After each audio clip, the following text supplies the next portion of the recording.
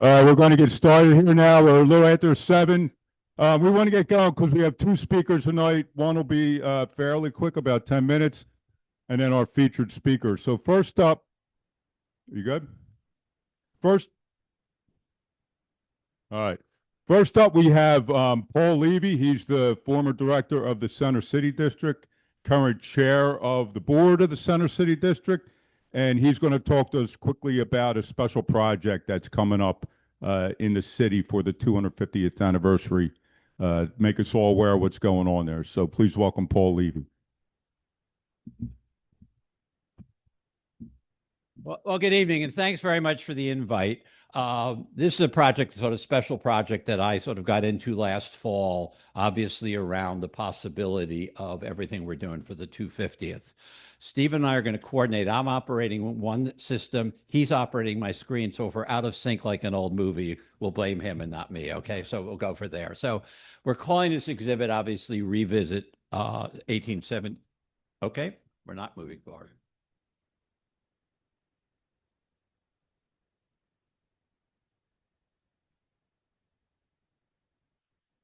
While he's doing that, is that we've just begun to think about how we can involve volunteer docents. We're not completely figuring out all the logistics.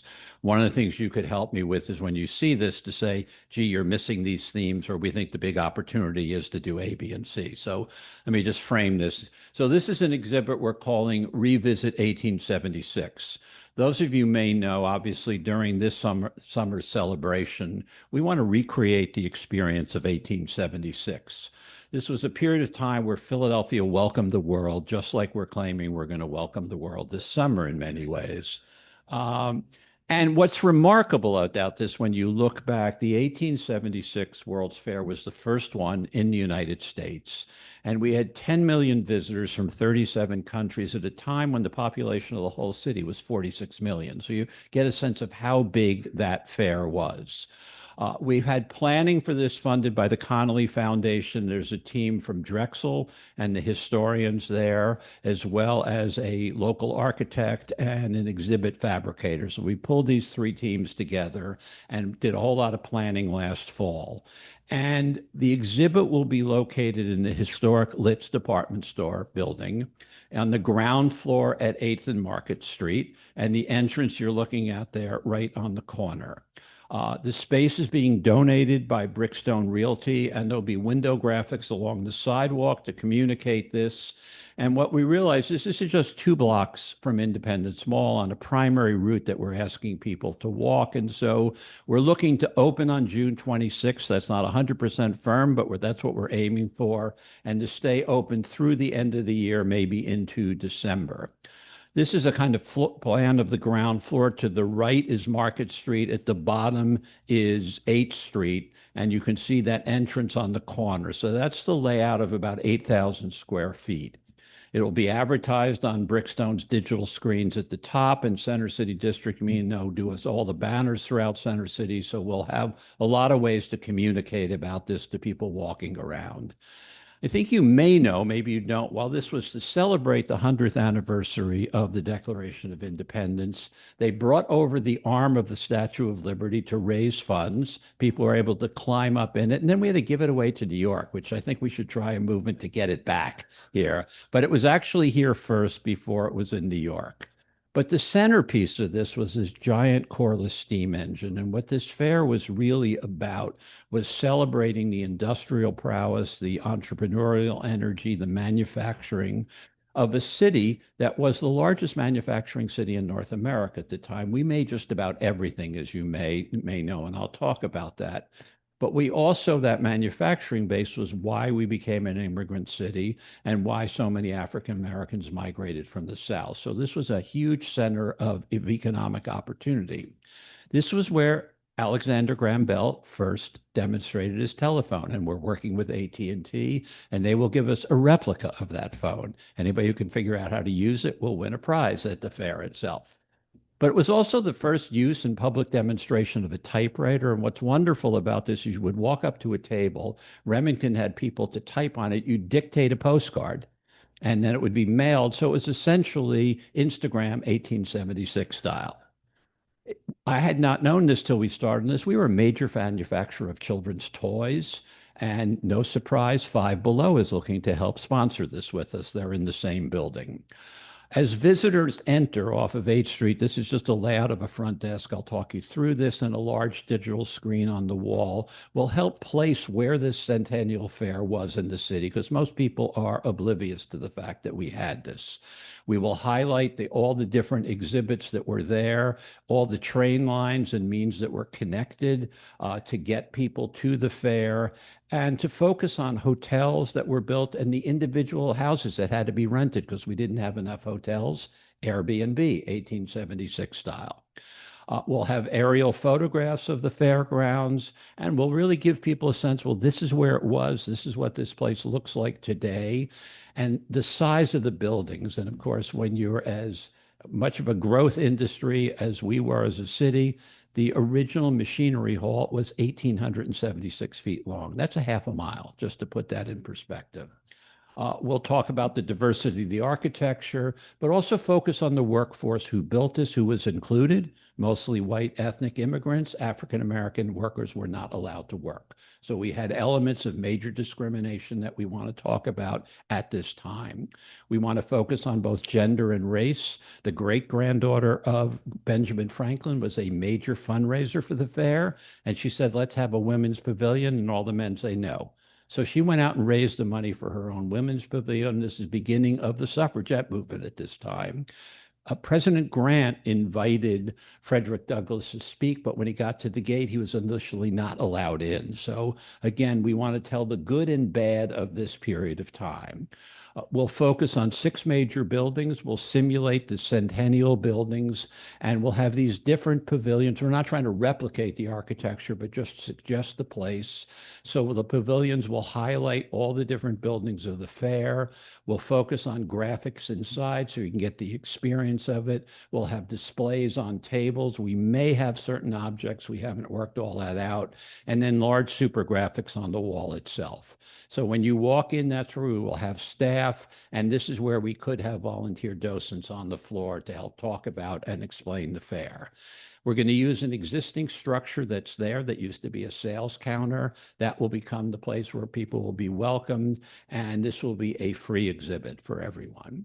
There will be window graphics visible from the outside and visible from the inside, but we also want people to be able to look through the clear glass to see what's there. So we want to draw the connections. This is, to me, the most important part of this, is to invite people today to explore the city of today, but understand its historical connections. You may know Memorial Hall was the original art museum. It is now the Please Touch Museum. And those of you who haven't been out there, they built a replica of the Statue of Liberty arm, but they also are a great children's museum that we want to send people to, and the model of the Centennial is in the basement if you haven't been there lately. We want to send people to the Franklin Institute because Baldwin locomotives were displayed there. We want to promote the African American Museum, and particularly the Caddo statue at City Hall, because the whole movement for rights and voting rights was coterminous with this period of time. We want to highlight restaurants and food, and then fun stuff. Popcorn was first introduced at the fair. It was sold for 5 cents. Soda water and Hires root beer were introduced at the fair. And my favorite story is Milton Hershey lost out the competitive bid to be the chocolate concessionaire to Whitman Chocolate. So he set up outside the fair and gave away cards to come to his store that was on 935 Spring Garden Street. So sort of rogue entrepreneurial activity. There'll be a large digital screen I've suggested on the wall, and it will orient visitors, as I said, to where the Centennial Fair was.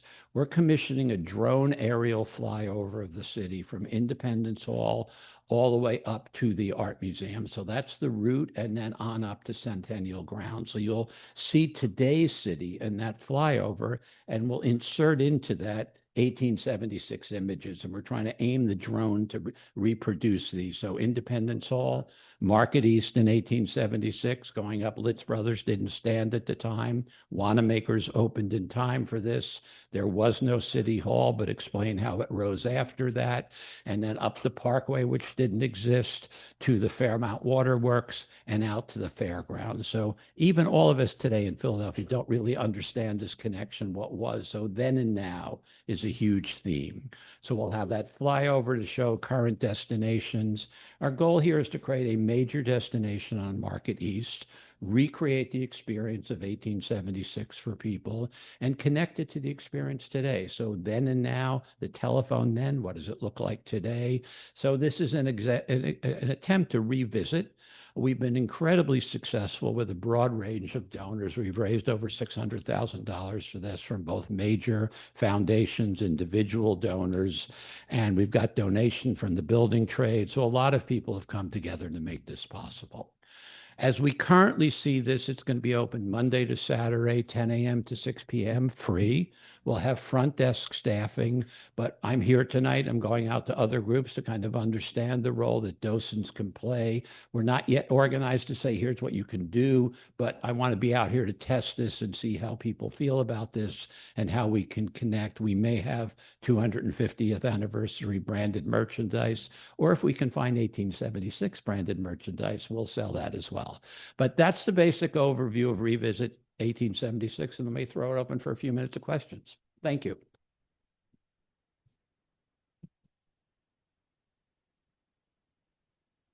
Sure, go ahead. Oh. So after we get through this summer and this exhibit ends, is there any thought of finding a home for it? Because you're putting a lot of effort into Yeah, this. absolutely. And I mean, I may just say we're so focused. We've been building this, designing this, and raising money at the same time. So there have been days I said, we're not going to make it. Let's give up. I mean, so it's one of those, but we're really there. And yes, that's a question we're looking at. We'll start exploring. There are several opportunities for this to have a life after. Right now, I just want it to have a life today, but then life after will be good. Yeah. What's the maximum amount of people can you handle at one time? That's a great question that I can't answer yet, but we'll figure that out. 7,000 square feet. If I'm so lucky to face that problem, I'll get you the answer. No, it's a good question, but easily this space can accommodate several, at least 100 people at one time. At one time, okay. Yeah, I mean, I'll double check that. It's a good question.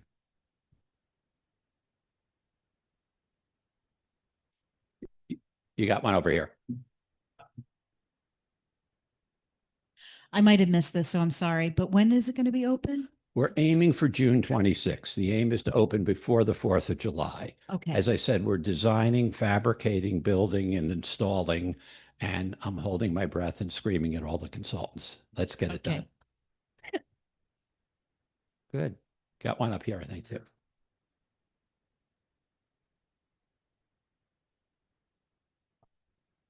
It's a question, more of a suggestion. Would people be able to buy tickets for the Please Touch Museum at the exhibition? Well, this is going to be free. You won't need to buy tickets at all for this, right? What we are, I'm talking to the visitors, and one of my goals is to send people lots of other places to use this not only as a place to come to, but a springboard. That's something I'm working on, is whether we could sell tickets to other locations. But at this point, is that what you were asking? Yeah. Yeah, I'm sorry, I misunderstood. I haven't gotten there yet. Next month, I will try to work on that one. Gotcha. Good.